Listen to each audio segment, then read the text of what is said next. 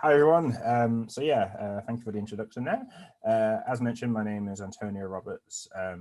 I'll just be pasting my website link in the chat for you to go have a look at. But generally, you can find me on the internet as Hello Cat Food, because cats are great. And yeah, so you can see all of my work and things that I've made there.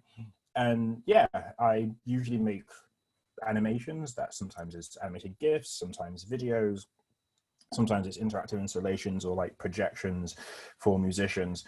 And I use a variety of techniques, but one, excuse me, that I use is, of course, pre-rendered videos.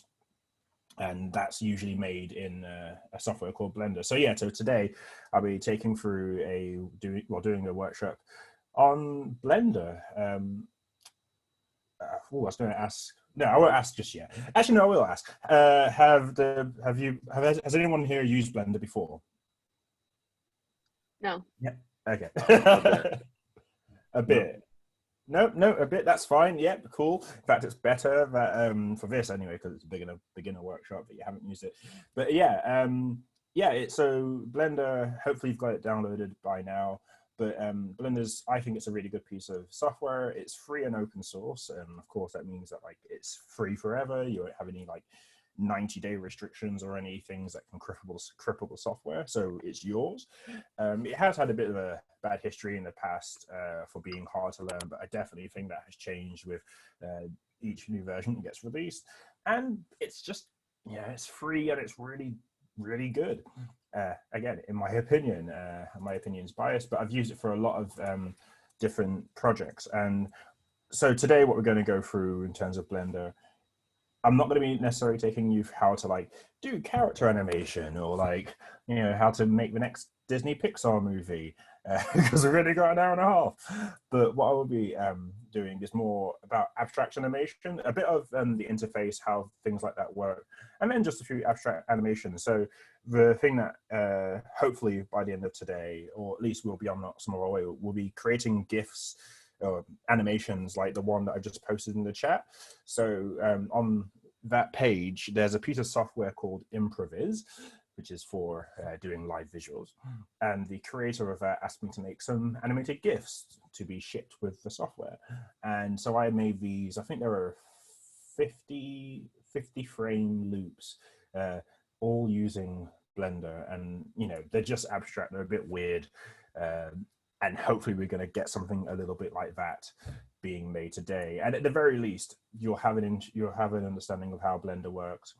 I will note, and don't do it now, but on that page with the Improvis GIFs, the source files, the project files are available to download. So if you ever, after today, you see these projects, you know a bit more about Blender, you can go back and hopefully learn a bit more about how those are made.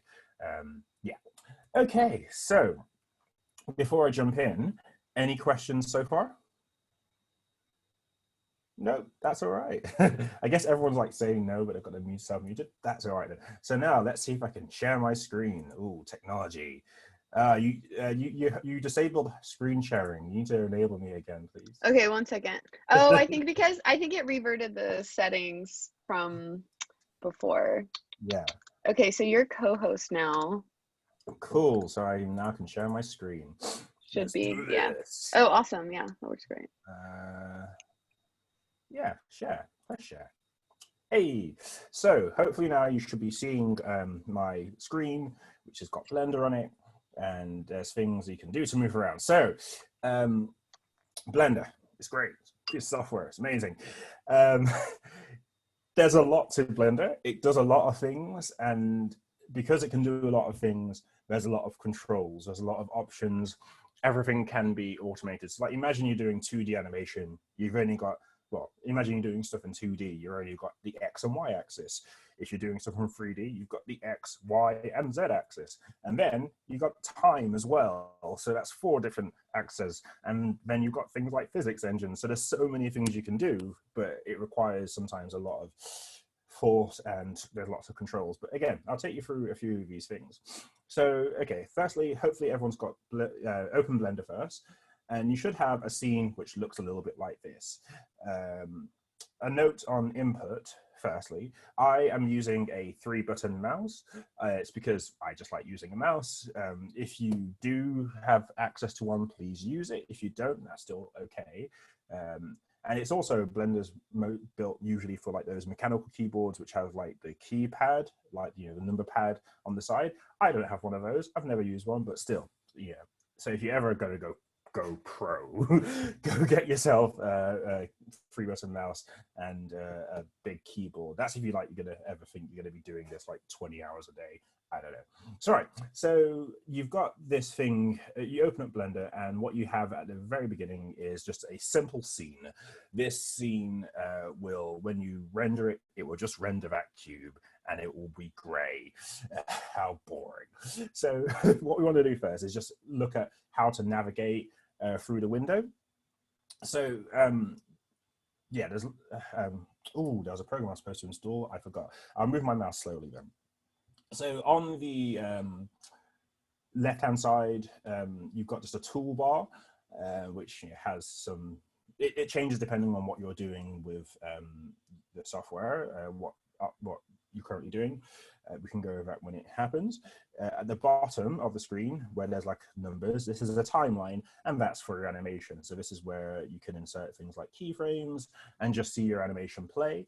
On the right-hand side, not far right-hand side, but just in this big main window, you can see, like, you know, there's like a camera and a hand. So this houses several different things.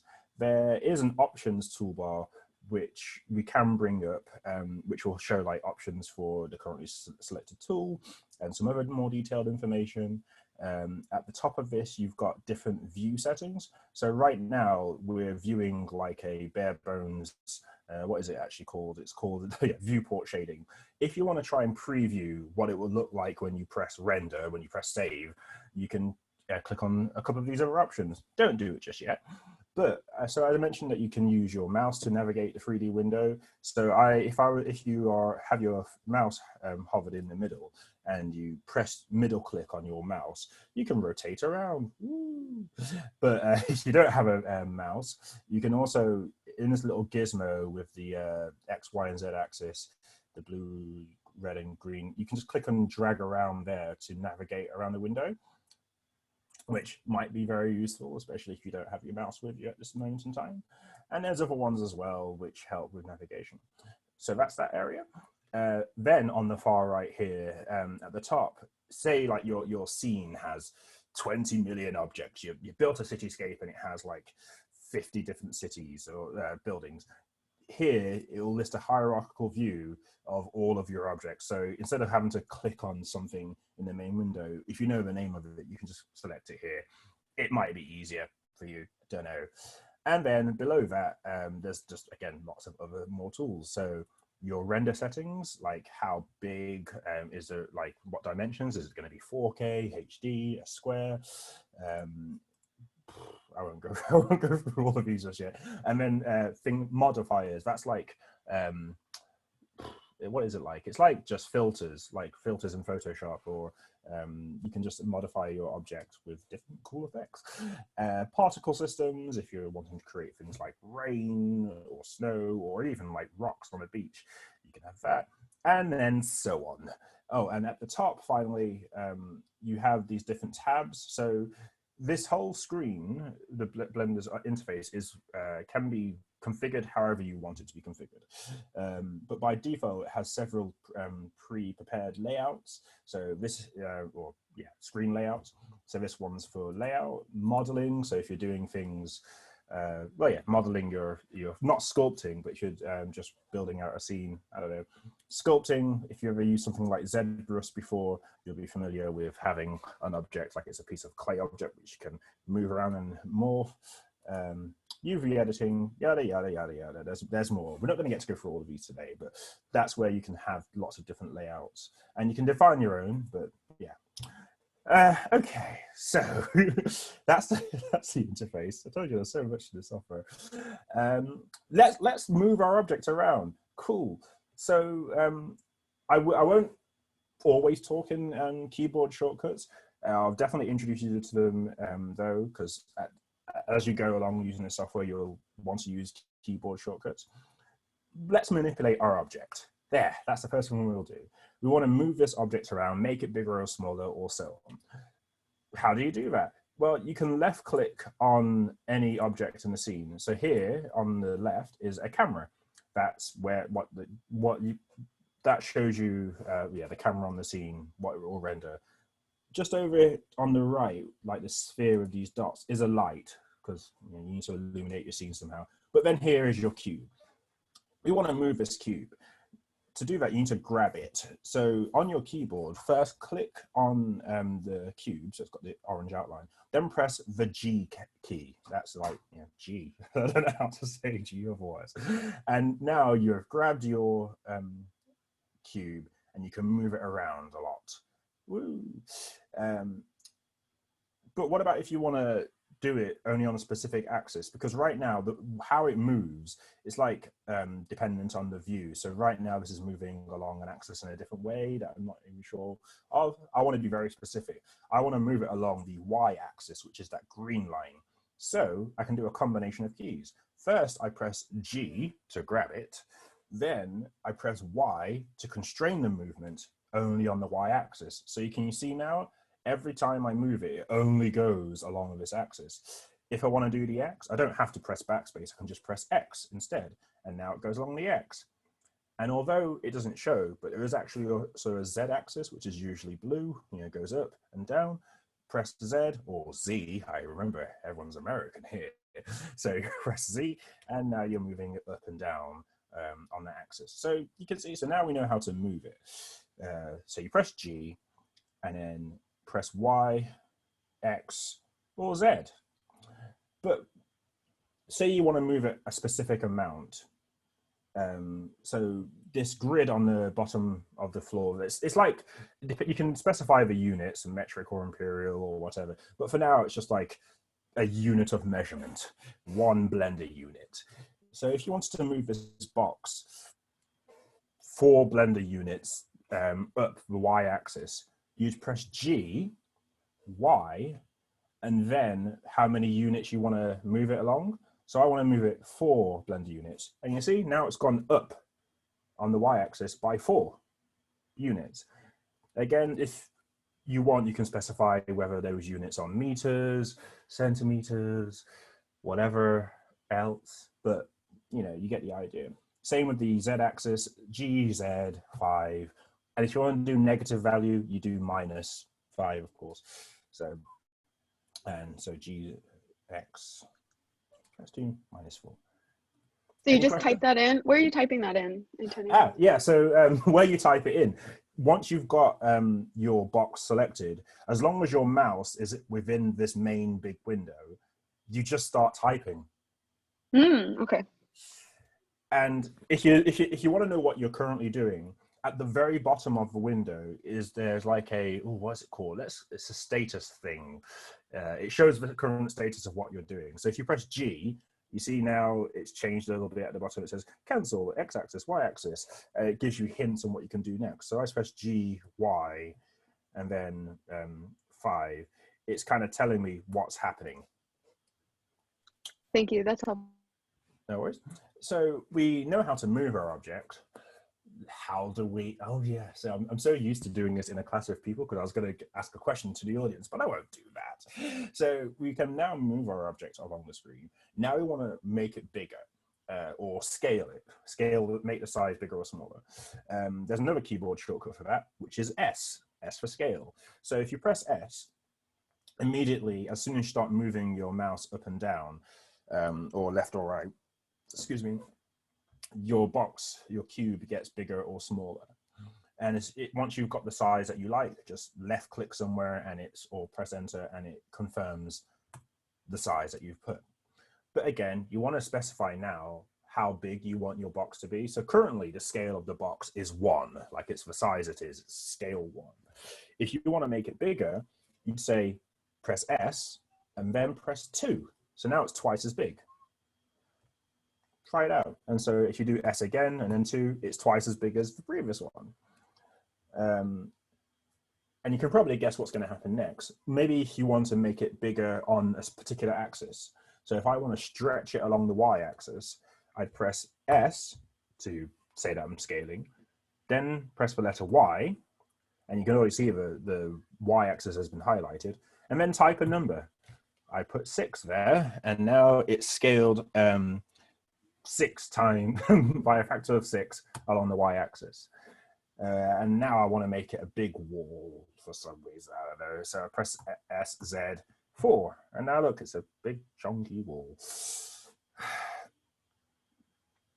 And yeah, so, and I'm just rotating around so you can see exactly what it does look like.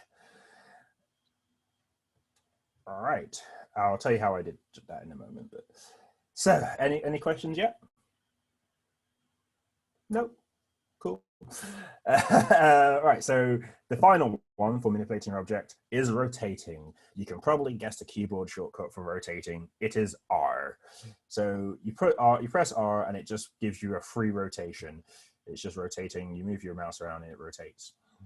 You want to rotate on a particular axis? Press R, either X, Y, or Z, and it starts rotating only on that axis. You can specify rotation amount by pressing R and 45. So now it's on the X axis, it's rotated by 45 degrees.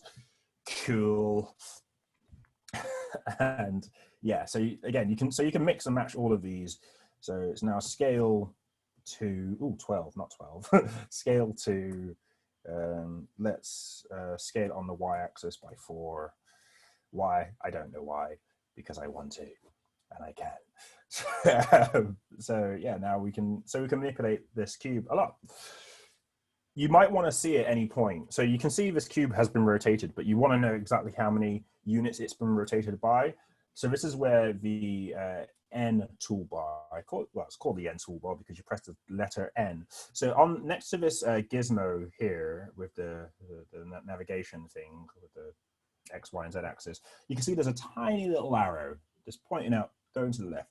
Click on it.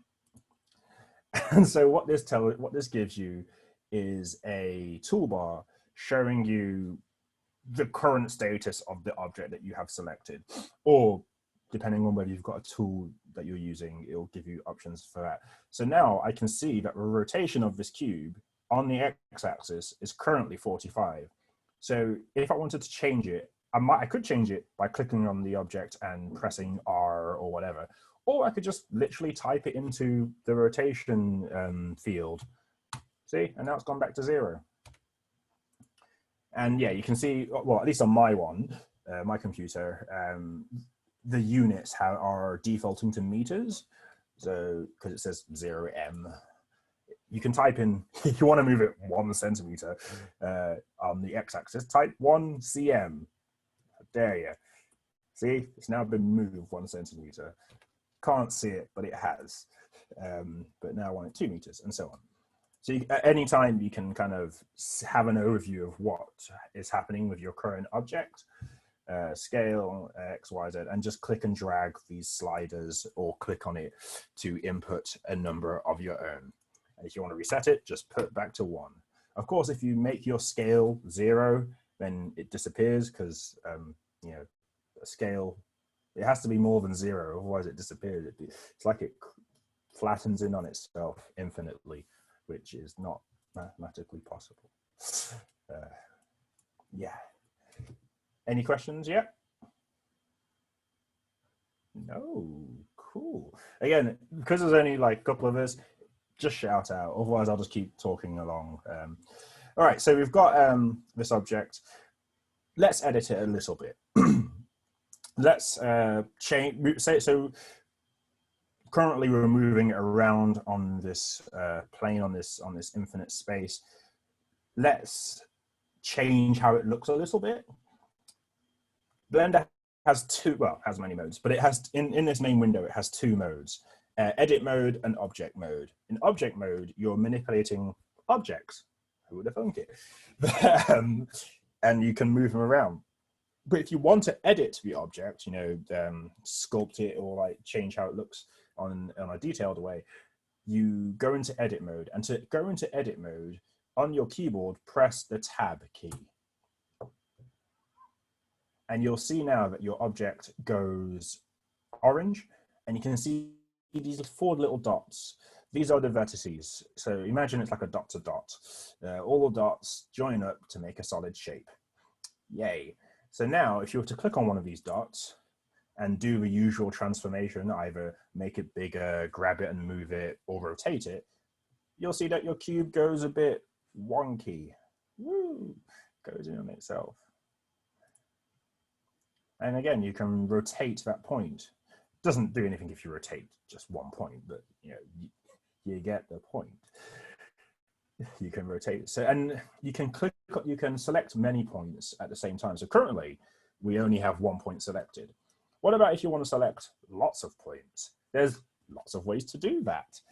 You can click on a point and then hold Shift and click on another point, and now you can see 2 are selected, maybe 3. And then when I do my transformation, I've just pressed G to move it, or if I were to rotate it, now it's rotating those 3 rather than just 1. You see? So that's one way to select. Oh dear. So you press G to pull it once you've had them selected? Yeah, so once you've got it selected, you can just press G, and it's just like moving an object. You move it up and down. You can move it along the x-axis, y-axis, and so on. Awesome. So, but what about, so you selected one, now you want to deselect one. You can just shift click on the vertex or vertices to deselect them. Or you can, I can't actually remember the official way to do it because I've always been using this way, but they both work. So, actually no, I'll come back to that in a second. So you've got one selected. You can do like a boundary select. So do you like how in Photoshop or anything, you just kind of like click and drag over something and it selects everything? To do that, press B, and then you get these like this crosshair kind of coming up, and you can drag a box around and it will select all the ones that you want. And it is dependent on the current view, but so you see it didn't get the ones at the back, but it got the ones that are visible. So if you press B, click and drag, and there you go. You're getting more of them. You can almost select all of them.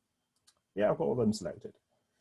So yeah, now this is what I was going to say. So say you've got all of them selected. You want to deselect them all. If you just press the letter A twice, it deselects. Has everyone tried that?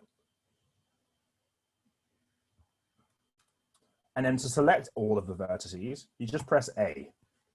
I guess it's A for all. Maybe it is, but that's what it is. So to deselect A twice, and to select, press A. Hey Antonio, we just got a bunch of new people in the chat, so oh, okay. I'm gonna send them the Blender animation, and then let's just yeah, just wanted to make you aware. Yeah. Yeah, we're not too far along, which is good, because we're just doing some basics of interfaces, and I'll be covering some of this stuff again anyway, because I'm not going to just talking keyboard shortcuts yet. It will happen though. So anyway, yeah. So we've got the is everyone? So, yeah, the other people are in the room now. Yes. Yep. Okay. To those who have just arrived, please open Blender.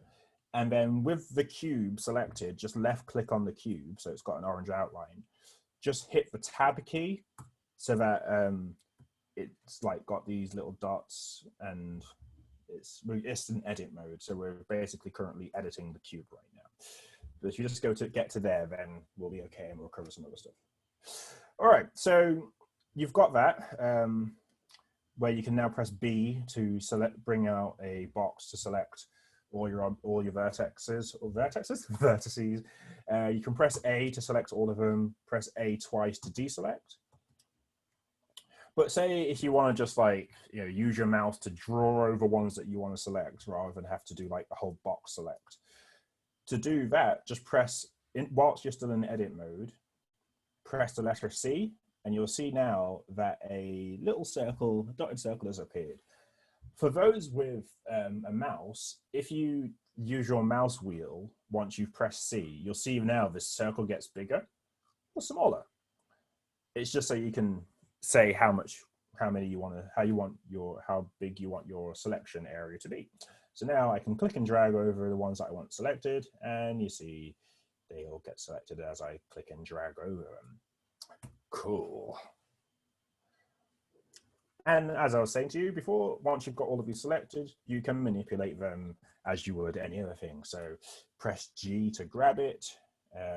I've currently got all but one vertex selected. Lonely little vertex.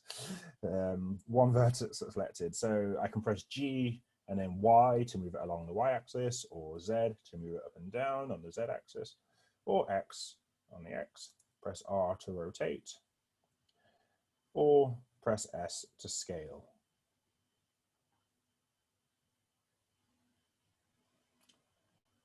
Cool.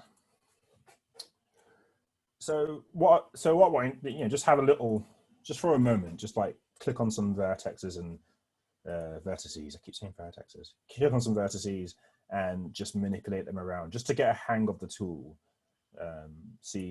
Make sure you know what it is. Don't worry if you make a completely horrible object. That's actually what we're aiming to do. Horrible objects. They all start off horrible and they stay horrible. So yeah, just keep manipulating it around. Yeah, make yourself an abstract shape. Any questions from anyone? To the new people who've just arrived as well, because it doesn't seem like there's a big group, if you have a question, please do ask it, and I will answer it to the best of my ability. There's one in the chat, Antonio. Oh yeah, the chat window. Ugh, so silly. When it went full screen, I lost it, and now I don't know how to get it back. The chat's at the bottom bar next to screen share. Can you see it? Oh wait, there it is. No, I can't. My life is over. It's because now that I've gone full screen, it's like it's I can read it to you. It's Yu-Chen wanted to know how to select one vertex. Yeah. To select one vertex, just click on the vertex. Just left click on the vertex. And if you want to deselect all the vertices, press A twice. Oh, there it is. I've got it. Yeah. I have to go to the top. Sorry, let's say selecting a single vertex doesn't seem to do anything for me. Are you in edit mode? I may not be. Okay. Just press tab. Thank you. It's all right. Yeah, that's it. That's what I needed. Cool. Yeah, honestly, there's so many times in Blender where I've been like, what mode am I in? I don't know. And, I'm just like pressing keys, but your fingers get used to it eventually. You just know where you are. All right, yeah, I've got the chat up now as well, so I can see everything. Phew. All right, so we can now select just one vertex. To deselect, press A twice. To select all of them, press A. But yeah, so we've hopefully all now made a very abstract looking thing. Let's also add some more faces, because currently before we go to there, right now we're selecting vertices, the corners of the cube. What about if you just want to select the face of the cube? Towards the top, just follow my mouse as it moves up to the top of here, where it says edit mode. You can see there's a cube with another little cube in it. That's to say what kind of mode we're in whilst we're in edit mode. Currently, we're in vertex select mode when we're in edit mode. So by default, we'll be clicking on the vertices. What about if you want to select the edges of it? So I'm just going to deselect. So if you go to the second one, which is edge select, now when you click on an edge, it just selects the edge of it. It's hard to see. I'm going to zoom in slightly. Only that edge is selected. See, only that edge there is white. And if I have to shift select on another one, you see now I've got two edges selected. In effect, it's like selecting 1, 2, 3 vertices, but it's like visually represented differently. And that might be easier in some cases. So say if you only want to select the corner of a box, just go to vertex select, sorry, line select, edge select even, words. Just go to edge select mode. And then face select. So face select, you can probably guess what it does. It selects the whole face. So now, rather than clicking, oh yeah, sorry, does orange and white mean something? Yes, it does. Trying to remember which one's which.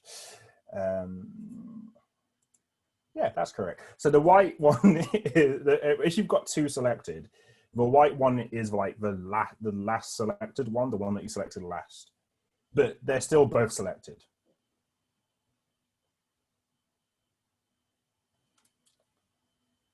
So you see, as I keep clicking on different edges, the most recent one is colored white, but they're all still selected.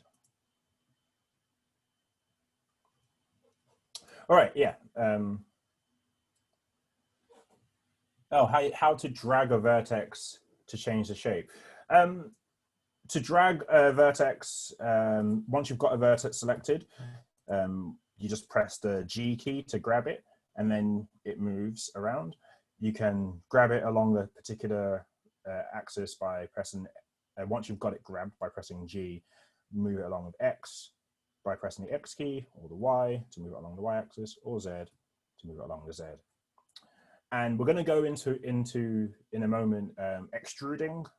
So that also may have been your question, but we're going to go to that next anyway. All right, so I'm going to, you don't have to do this, but I'm just going to do it so that it's clear enough for everyone. And we will be getting on to adding more shapes shortly, but I'm doing it so you can see this example a bit clearer. So say we've got our cube now, and as we've only got 6 sides to it. If you wanted to like sculpt, say like a human being or whatever, humans aren't cubes. Surprisingly enough, humans are not cubes. So we need to add more faces to this and like do some subdivision and all of that. So we're going to extrude, rather than just making this cube longer by scaling it on the Z-axis, we're going to just add another part to it. You'll see what I mean in a second. So the way I would do that, in edit mode, make sure I'm on face select. So remember, up at the top left, click on the one that says face select, which has got a face on it. So I'm going to press face select. And as I said, rather than just pressing G and then Z to make it longer, what I'm going to do is I'm going to extrude a new face. It's like a plant growing a branch. So to extrude, I press the letter E for extrude. And you can see now, see this line here? It's like it's extruded from there. And I can do this with any face. Click on it, press E, and now I've extruded it out. It's like a tetramino. Anyone here play Tetris? Good game. So now, so again, I've got this top face selected, press E, bring it up. By default, well, say by default, it's already constrained to the Z axis. But say if I've got the face selected and I want to move the face along the X axis. So press E, and then I'm going to extrude it along the X by pressing X. And now it looks weird. Don't do that. But yeah, you can control exactly which face which direction it goes. So I brought that out just to show you, so it's clearer. I'm going to bring back my shape here. And again, with this selected, I've got a face selected. I'm just going to extrude out this. Check it out. And here's an interesting thing you can do. So remember, once you've got a face selected, if you've got a face selected, a edge selected, or a vertex selected, I'm going to extrude this one out, but then I'm going to scale it. Oopsie daisy. So don't do that again. I'm going to extrude it, and then I'm going to scale it so that it's smaller. But that example did not go well. I'll do it one more time. Right, so press E to extrude, press enter to confirm the selection. Now press S, and you see I've made it smaller, so it's like a little pyramid almost.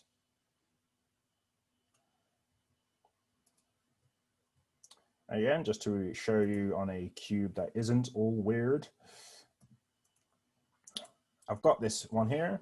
I extrude outwards by pressing E and then press S to scale it.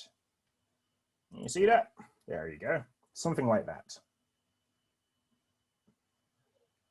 And as before, the same applies. I could also rotate this by pressing R. So you can see like how it's gone a bit gray here.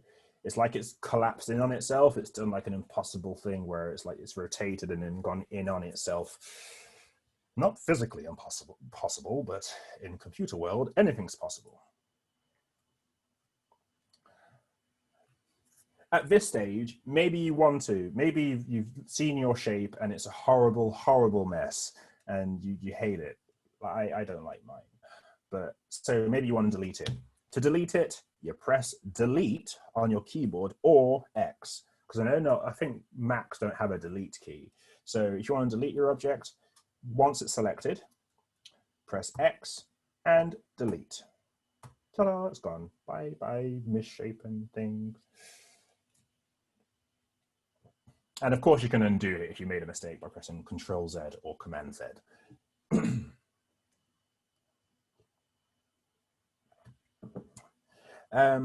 Yeah, so at this stage, I am going to delete my cube, or whatever it is.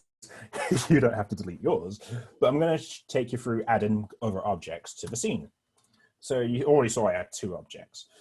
This is where, like, this used to be like, in old versions of Blender, a lot of it's centered around it, but you can see in the middle of the screen, there's this thing that's like a white and red dotted circle, which doesn't get bigger if I zoom in, but you can see it in the middle of the screen.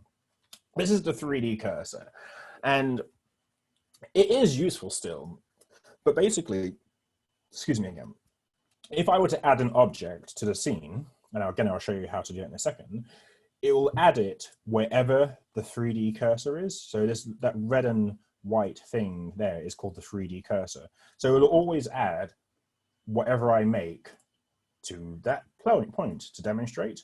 I'm going to place a 3D cursor somewhere else, he says, not remembering how to do that.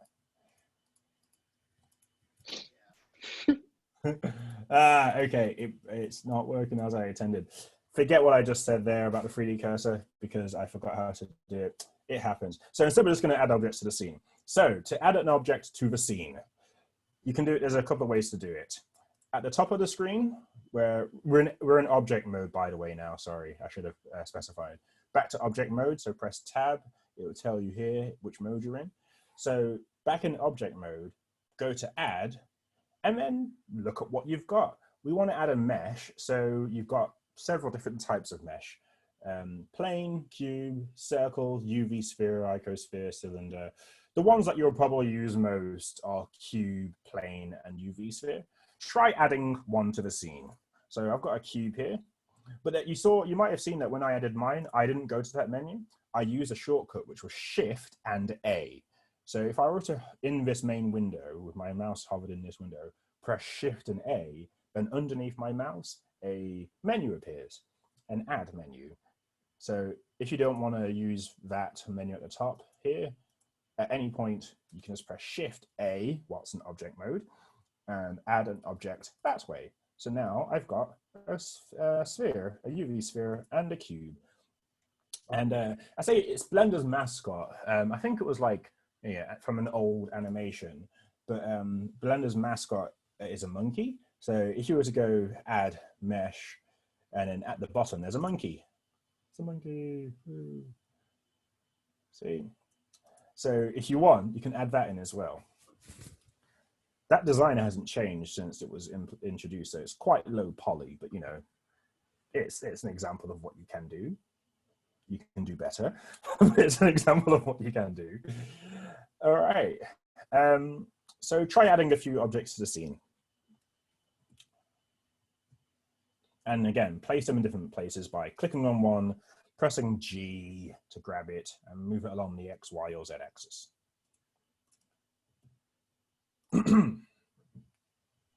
good time to ask Antonio questions if you're Mhm. behind or want to remember how to extrude or drag of different vertices. Go ahead and ask him. It's all right if you don't. But let's try extruding on this UV sphere, because you can already see on this UV sphere that it has a lot of faces. So yeah, you know, in the 3D world, everything is made up of faces. The more faces you have, the more detailed it looks. And so like this, if this sphere had like a lot more faces, it would appear to the naked eye just to be a smooth sphere. But instead of it's made up of lots and lots and lots of these faces. So going into edit mode now. I'm currently on face select mode, which is cool. I click on just one of them, and I've got one face selected. I press E to extrude, and now my face is like basically I've made it of, oh, let's not do that one. Let's do these 4.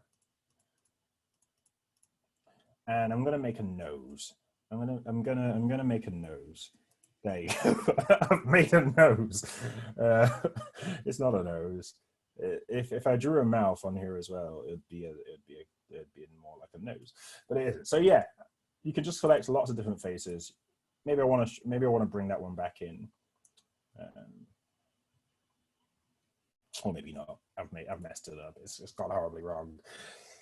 But try working with some of these faces. You can also delete a face as well, just like how you delete an object. Have a face selected, press X or delete, and it will ask you what you want to delete. Do you want to delete the vertices, the edges, the faces? I'm just going to select faces, and now my circle, my sphere has holes in it. So again, try doing something like that, just to get your head around the controls. See, now I can see inside my sphere. And the same applies to the cube as well. Oops, I'm in edit mode. How do you get the faces again to show up? So in edit mode, go to tab. So press tab to go to edit mode. And then at the top left, where it says edit mode here, it's the third icon in. If you hover over it, it just says face select. Thanks. I had the same question. Thank you. Have you got it? I'm not hearing a confirmation that you have sorted it. So My computer, I'm realizing the laptop that I'm using doesn't have a discrete graphics card, so it's kind of painfully slow to do this kind of stuff with it. Oh no. Okay. But I do have one that I can. I'm tolerating this one for now. Yeah, I was going to get onto that later actually, but I'll just mention it now. But I can talk about it more later. Yeah, with 3D things, if you're ever doing sort of 3D modeling or basically anything with 3D, or even if you want to get into doing anything with like artificial intelligence or machine learning, you usually need, well, you will need a computer with a dedicated graphics card. So, you know, like an NVIDIA graphics card is usually the way to go. Yes, the price of the laptop does go up a lot. So like my laptop here, which you can't see, so I'm pointing to it, is a Dell laptop, which I bought for about $2,000 4 years ago, which is about $3,000 US. I get, well, $2,500 US. It was an investment. It has paid off. But yeah, so I'd say if you're ever going to do more graphic-y stuff, try save up, but like, you know, get one with a dedicated graphics card. It makes things a lot faster, especially with 3D. Anyway, yeah, so Blender is still usable without it, but it just comes to like when you're going to try and render things, it does get a bit slower. All right, so we're now able to select our faces, manipulate them, delete them. So now my box is open. I'm going to place this monkey in the box. Try doing that if you want. So now the box is there. I'm going to move it, and it's going to be inside this box. No, I'm in the box. Don't put the monkey in the box. It doesn't like being in the box. It's weird. It's like no one's here, so I'm talking to myself and making silly noises. But in fact, there's lots of people here. Anyway, and so Showing your eccentric monkeyness. yeah, it's coming out. Everything's like, yeah. I'm actually like this in person as well. So I'm sure Jocelyn. I can confirm that, and it's amazing. Oh dear, it's all this tea. So yeah, we've now got all this monkey in the box. I think so. Does everyone feel like they're okay with basic manipulation of objects, scaling, rotating, deleting, and adding? Or do you want me to go over those things again?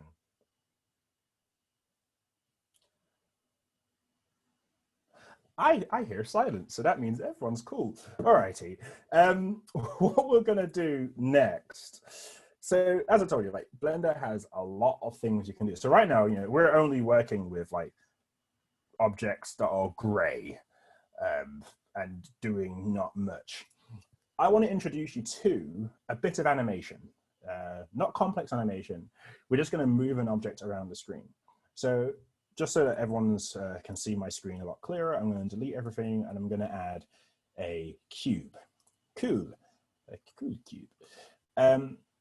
I mentioned at the very beginning the different areas of the screen, and at the bottom here is the timeline. There's a little black line here at the bottom, which is like a dividing line. I'm going to drag this up a little bit so you can see a bit more of the timeline. Feel free to do that yourself if it makes it easier for you. But yeah, so you can see now there's a timeline. To play an animation, you just press spacebar, and you can see the playhead moving along the timeline. And this is counting in frames. A lot of video, not all video, but video is either like 24 frames a second, 25, sometimes 29.97, whatever. Depends on where you are in the world. So if it's 24 frames a second, so 24 frames is 1 second, 25 is 1 second. Cool. And so to press stop as well, you press spacebar. Spacebar starts, spacebar stops. And you can also click and drag on the playhead to move it backwards and forward. But we want to animate this cube. We want to move it along the screen. We want to animate it being moved along the screen. So to know if you've ever done any, I haven't actually, but if you've ever done any hand-drawn animation, you'll know how painful it is because you have to do every single frame. If you wanted a box to move from this side of the screen to this side of the screen, you would have to draw every little moment that it moves, and that is painful and terrible. But we have computers now, and computers make everything easier. So if I wanted it to move from here to here over a space of say 3 seconds or 75 frames, I could make it do that. And all I have to do is specify the beginning point and the end point, and it will calculate all the frames in between for me. So my workload is reduced. To do that, I have to input keyframes. The keyframes are, different states, very important states of the object itself. So for this, it will be the state where it's positioned. So to do that, first, everyone please follow along here. Decide where you want your cube or your monkey or your sphere to start and put your object there. Put it in the start position. And make sure your playhead at the bottom is on frame 1. Okay? And what we're going to do now, we're going to use a keyboard shortcut for inserting a keyframe. With your cube selected, press the letter I. And a little menu will come up, which is, make sure you're in object mode, and a little menu will come up that says Insert Keyframe Menu. And this allows you to insert a keyframe for lots of different properties. Basically, any property for an object, which could be the size, rotation, the color of it, of anything, can have a keyframe because that could change at any time. So we want to input a keyframe for the location because we're going to move this cube from one place to another. So with this menu selected, press on location. And you should see in your timeline a little yellow diamond has appeared. And this tells you that there's a keyframe here. Now what I want you to do is move your playhead along. So I said I want my animation to be 3 seconds long. So that's 75 frames if it's 25 frames a second.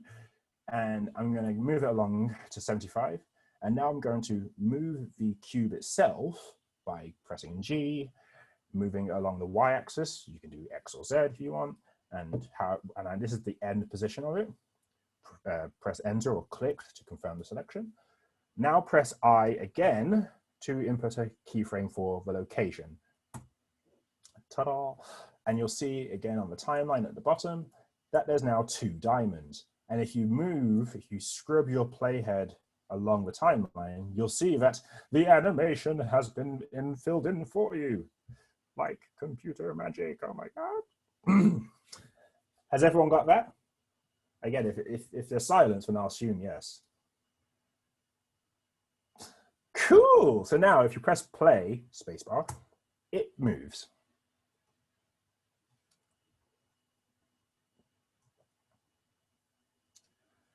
And now you can insert a keyframe at any point in this. So say, this is a bus going from here to here, but on its way, it goes over here. And I insert a keyframe. So now the bus, it goes for, oopsie daisy, sorry. It goes from here to here, then over to here. Woo! And we can also insert a keyframe, you guessed it, for scale and rotation. So it starts off this size, but by the time, so we need to insert a keyframe for it. So it doesn't have any keyframes for scale by default. So I need to insert one for the beginning size. So insert keyframe, press I once with the object selected, go to scaling, and then, I don't know, let's move it along to here. And it's going to be huge. And then at the end of the animation by 75, it's going to be tiny, so small, so small. And now if I go back to the beginning of the animation, it goes big and small. Give it a try, everybody. Try, and again, the same thing applies for rotation as well. So if you input one for rotation, and if you remember, if you press the letter N, you will get this toolbar on the right-hand side. You see, I'm just pressing N right now so you can see it appearing. This tells you the current rotation. So remember, rotation is one of those things which goes up, which is infinite. So to do one rotation, it's 360 degrees. So if I was to type in 360 now, it appears as though it's not moved, but it has, it's done one full rotation. So if I was to put a keyframe in there, but what's going to happen is it's going to spin, you see? It's spinning around. But if I was to now change that to, let's say 1080, so that's in effect making it spin, ooh, maths, 3 times. You see, so 360 times, I hope that's correct, sounds correct. So now if I was to play it, it's going to spin 3 times, which is quite fast. Let's look at that from another view. Zoom out a bit.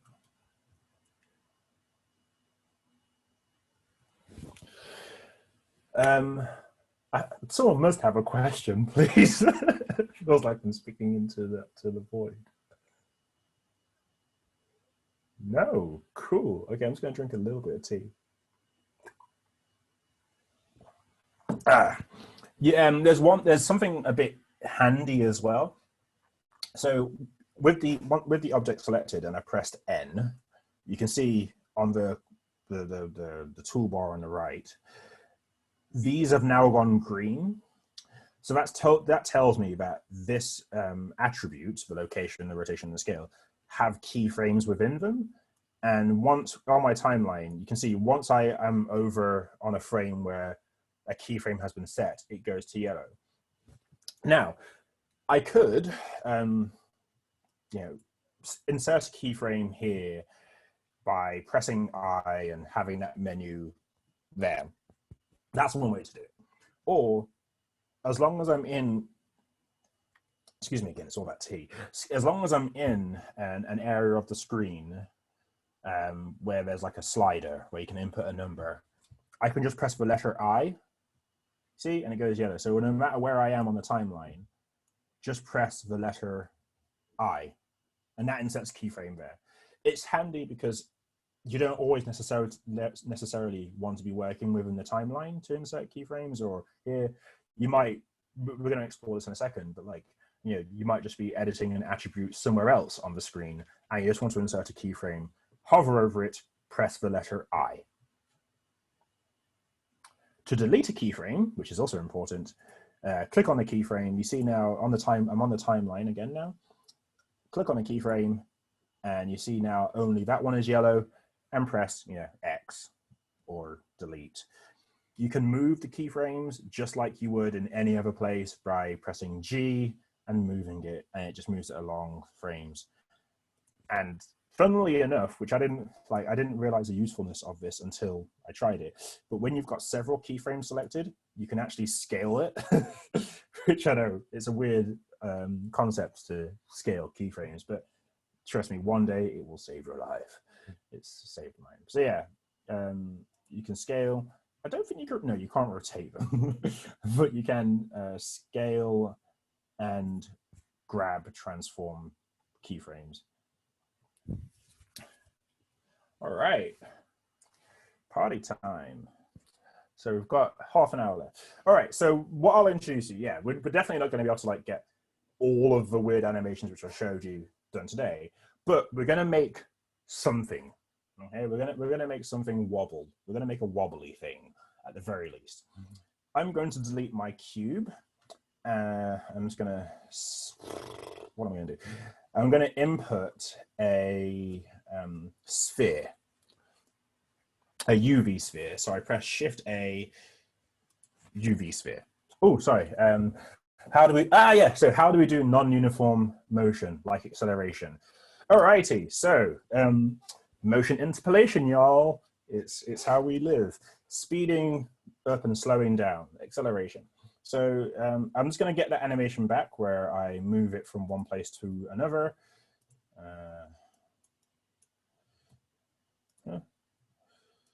So you can see with this animation here, it can't. Oh, you can't actually see it that well. So I'll make this animation a lot longer. I'll make it the full 200, no, let's not do 250. So I'll make it 100 frames long.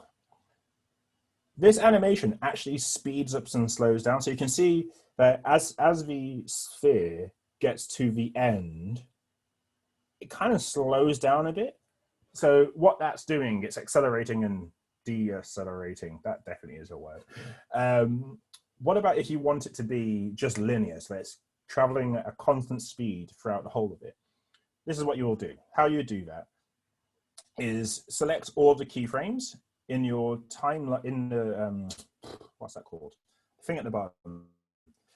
I've forgotten words, but where the keyframes are, select both keyframes or all the keyframes that you want to change the speed of. And you can press the letter T. So with them selected, press the letter T, and it gives you different types of motion interpolation. It's got, you can also define these yourself, and I won't cover that today. You can create your own sort of motion interpolations, but it's got some that are built in by default. So the one that has inserts by default is Bezier. So it's like goes on a curve, it speeds up, then slows down. If you want it to be a constant speed for, well, not constant, but you know, traveling at the same speed, select linear, and you can't really tell what's happening, but now it's going just one speed. It doesn't speed up, it slow down, it just goes one speed. Constant is actually just more like, it just changes. It's like, you'll see, it just jumps, it jumps to it. So you can see the easing by strength. These are different types of speeding up and slowing down. So if I choose exponential, see, it's like it just kind of goes and suddenly speeds up. So it's a slow start, but then it just suddenly gets faster. And then there's dynamic effect. So this one, it's like a ball bouncing. So it will overshoot and then drop back down, just like a ball. It goes to the ground, bounces back up, and then back down again. And press again T. Well, there's one actually called bounce, funnily enough. And doing, doing, doing. And then elastic. So this one just jumps. Boing. The sound effects go with it. Boing. So you can create your own. So if you want it to like overshoot, come back a lot, then go back a lot, you can actually create those of your own. But I'm not going to go through those today, just because there's a lot more to do. Cool. Okay, answered your question. Alrighty, sweet. Thank you for that question. Okay, so what we're going to do, we're going to just add a couple of, we're going to explore a few effects. Okay, so for this, I suggest working with a UV sphere. Yeah, we'll work with a UV sphere. Now, when we were editing our objects, we were doing it in a destructive way. That is, you know, I select a face, I delete it, that face has now gone. It's not coming back. But just like you would in Photoshop, when you add a filter, you can remove it and you still got the original thing that you had before. And Blender has things like that, which allows for non-destructive editing, which is sometimes very useful. On the right-hand side of the screen, there's like these little icons. Okay, follow my mouse. It goes from here over to the right-hand side. There's like a camera, a printer, lots of images, a cone. But you want to go to the one that's a spanner, a monkey wrench, I believe it's called in the America. And these are modifiers. These are like filters. I'm going to be in object mode, and these you can see there's quite a few. Let's try picking array, shall we? Array, hooray, array. What this does is it creates an array out of your object. So if you've got one object, you can have multiple.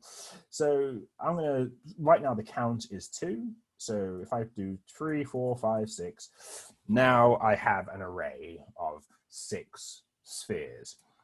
The offset defines what the spacing is between them.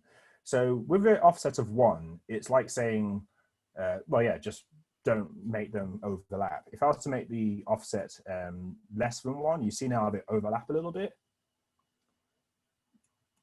But I can just make the offset 1. So with these 3 numbers on the right-hand side where it says relative offset, the first value is X, the second value is Y, the last one is Z.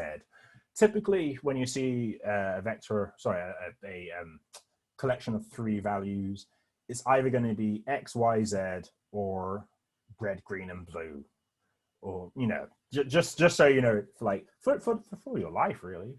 Going forward through your life, you see 3 numbers together, it's probably X, Y, Z, or red, green, and blue. So just make an assumption there.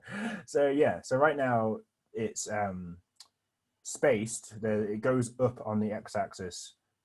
So yeah, by 1. So if I was now to change the y by 1, you see it's oh, my camera's the wrong way. There you go. It should be like that. So it's going.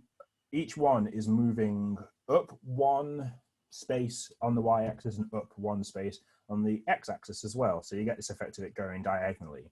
Of course, if I bring that down. But what you can do here, and this is sort of a challenge, although I'm going to give away the answer immediately because we are running out of time, is you can create a cube. Because you can stack modifiers together. So I've got one array here. If I add the array modifier again, you have to scroll down a bit. So now this is the second array modifier. And rather than the offset being on the x-axis, I'm going to put it on the y. And I'm also going to make that have 6. So now I've got an array of an array. Hooray! And you can see what I'm going to do next. I'm going to add the array modifier one more time. And instead of it being on the x or y axis, the offset, I'm going to put the offset on the z. And again, it's going to be 6. So now I have a cube of spheres. Please try it out yourself.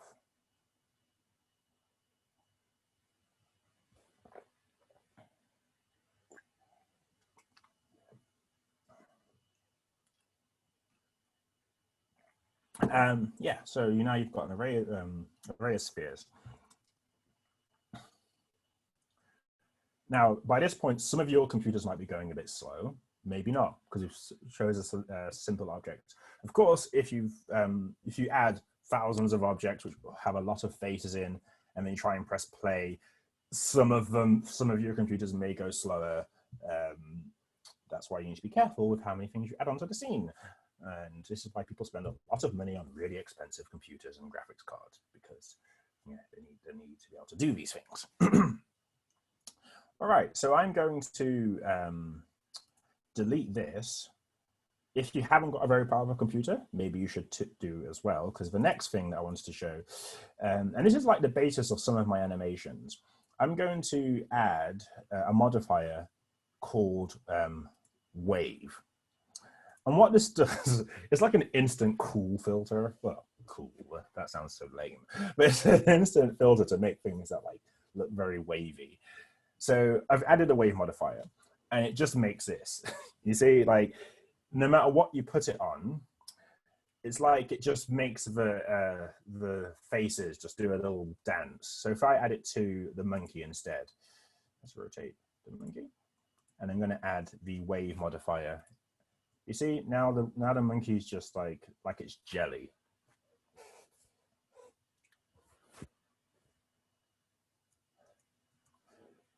And there are so many options in here, and some of them are confusing. And it's not like it takes a long time to master, but again, we don't have enough time to cover like all of them. But imagine it's a sine wave. So the wave goes up and down and up and down. It just goes on forever. So if you have a cube doing something, you can have this going on forever like this. And if I was to replicate the array, I'm just going to do this again. If your computer's not very fast, please don't do it. So if I put an array of monkeys,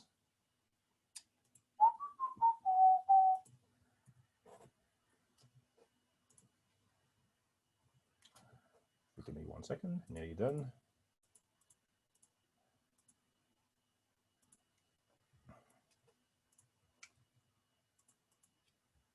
So I've got an array of monkeys, and now I'm going to add the wave modifier. Let's see if my computer can handle it. There you go. Check them out. Lots of wavy monkeys. So you see, without actually having done that much now, I've like created like a weird animation. One thing to note, oh man, I wish we had more time. I wish we could spend more time doing this, but that's just not a thing. This monkey is like very polygonal, shall we say, very early 90s aesthetic. We've got good computers now. We can have it be a bit smoother. So how do you make this monkey smoother? Like I said earlier, if it had more faces, it would be smoother. It would look smoother, but yeah, it just doesn't yet. There's a way to kind of auto smooth a lot of a monkey or an object. You can use a modifier called subdivision surface or subsurf. So go back to modifiers in object mode, remember? And in the second column under generate, it's all the way near the bottom, subdivision surface. Click on that, and you'll see that basically it's like it's taken every face and divided it by 2, or divided it by a factor which you define. So I'll just undo it. So you can see the harder edges on like the eyebrows and the eyes have become a bit smoother, but you can still see all of those faces though. Why is that? You don't want to see the faces. You want to see it just look smooth. So with the object selected, go to object here on the top left, and it's a long menu, but scroll down to the bottom and it says shade smooth. Click on that. And now we have a smooth monkey. And it would look smooth, well, sort of smooth, even if we don't have the subsurf modifier on it. Yeah, my computer's broken. It's always broken. It's never worked. There you go. So we've got a subsurf modifier on it. So now this monkey is a lot smoother. And this would work even if on our UV sphere as well. So let's just look at our UV sphere for a second. I could go to object shade smooth, and it looks a lot smoother. right? So we don't really need a subsurf modifier on that one because just by going object shade smooth, it looks smoother. But if you want it to look flat, just go back to object shade flat. You might want that. That might be your aesthetic. I don't know. It's your artwork. Just try it out. Yeah. So let me get those monkeys back. So yeah, at this point, my computer is definitely going to go slow. So I'll just demonstrate to you. I would demonstrate to you, but I literally think I've crashed it. Nope. Yeah, it's struggling. It is struggling right now. That's because, again, like if you've got too many faces and your computer's not a fast one, or if you're doing lots of different things, it will struggle. So you, as I'm pressing play, it's stuttering along. So imagine like the monkey has, how many faces does the monkey have? The monkey has 507 faces. Imagine multiplying that by a factor of, I don't know, 2 or 4. And then, because you've put an array modifier on it, so I can't do all this maths, but basically it's a lot of faces, and your computer should go a bit slower. Why did I do that again? Let me delete those modifiers. And here's another one. Oh, sorry. Here you go. Is it possible to scale the size of an array of objects by an array number instead of manually scaling it? Oh, let me read that question again. Sorry, I'm not sure I understand. So is it possible to scale the size of an array of objects? I'm not sure I understand the question. Sorry. Yeah. Like it is possible. Let me just get the array back up. So let me get the array again. Okay. So it's like it's a relative offset. So let's say if you could just say yes or no in the chat if I've got it right. So let's say like, you know, the first monkey is size 1, the second monkey is size 2, the third monkey is size 3. Yes, like that. Yes, it is possible to do that. Can I explain it now? Damn, no, I can't explain that right now, because no. Let me see. I'll tell you. Well, yeah. Basically, it's the object offset option. I can always give Jocelyn a link to tell you exactly how to do it, but it's basically object offset. But yes, it is possible to do that so that it get like each object in the array gets gradually bigger, or, you know, H1 is rotating more and more. It is possible to do that, and I've done that, and it's great. So yeah. All right. We have 10 minutes left. Oh my God. There's so many things I wanted to show you, like adding color, rendering. Okay, that's what I'll do. I'll show you rendering because, of course, you've made something now, and now you want to render it. So I'm going to put the cube back in the scene. So rendering is, you know, saving the picture to saving what's in the scene to a JPEG or to a video or whatever.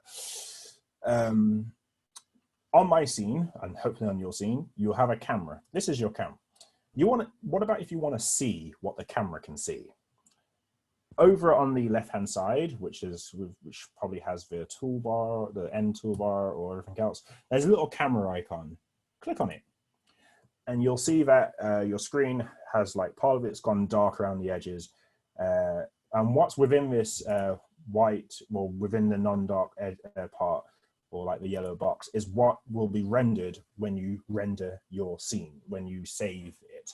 So to save, to render, is there a button on the screen itself? No, there isn't. I'm so used to using keyboard shortcuts. So let's see. Okay, at the top left, it says render and then render image, or press F12.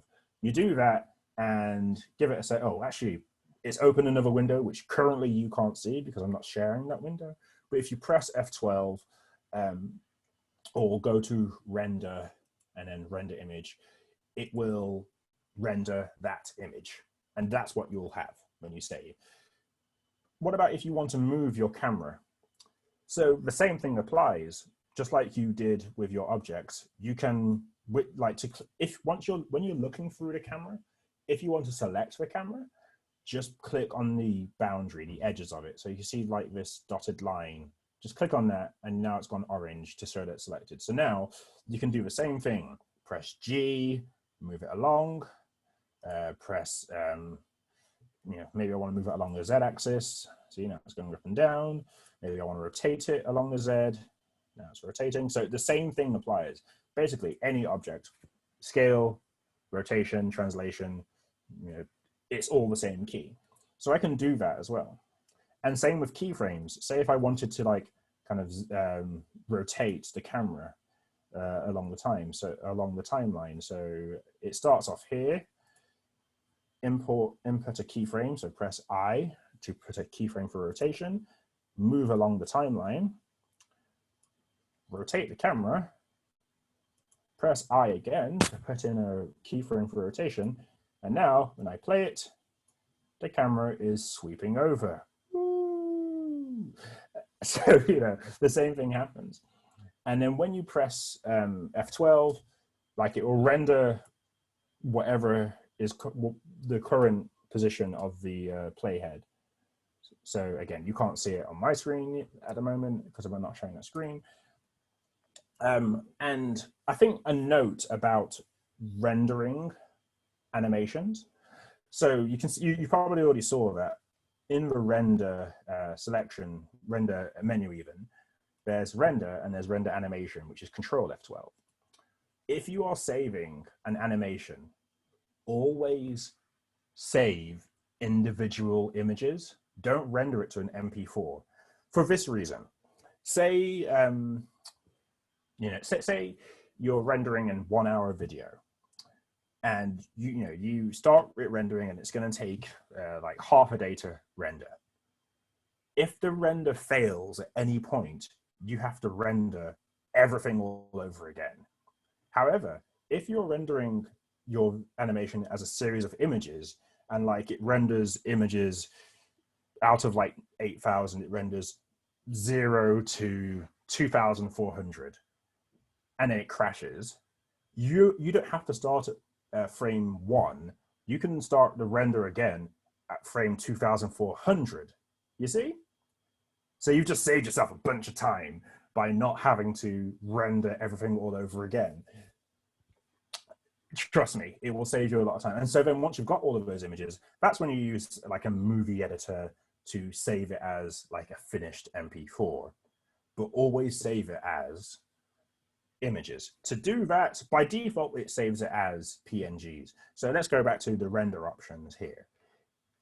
In the main window, it's on the right-hand side, followed by mouse. It's on the right-hand side, and it's the printer. So the icon is stupid, but it's if you look here, it's the output properties. It looks like a bit of a printer. And it tells you, does that imply that renders often fail midway through? No, it doesn't actually. Sorry, yeah, I'm not implying that, Blender is a piece of crap software, that it always crashes. But things happen, honestly, they do.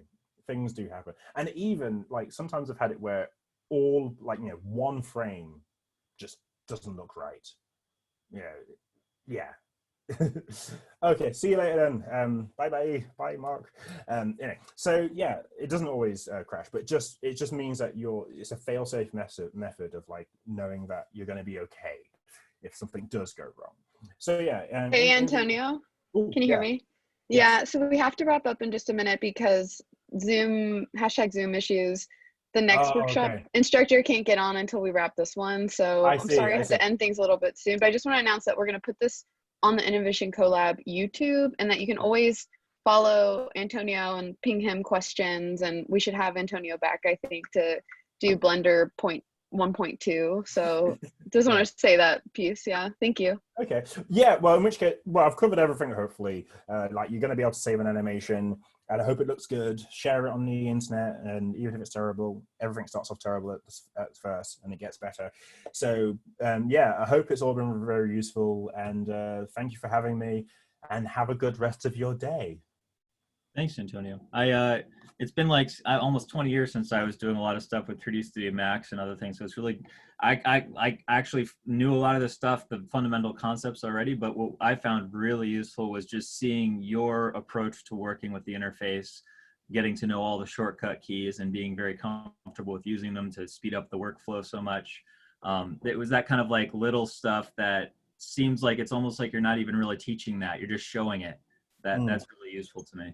So thanks a lot for that. It's all right. And yeah, thank you. And yeah, I'll share the link with Jocelyn as well, but like the animations which I made before, which are like little quirky ones, the blend files are there, and I sometimes write tutorials. So yeah, but yeah, I understand that everyone now needs to go because there's another class. So thank you again. It's evening here in the UK, so I'm now going to go have a glass of wine.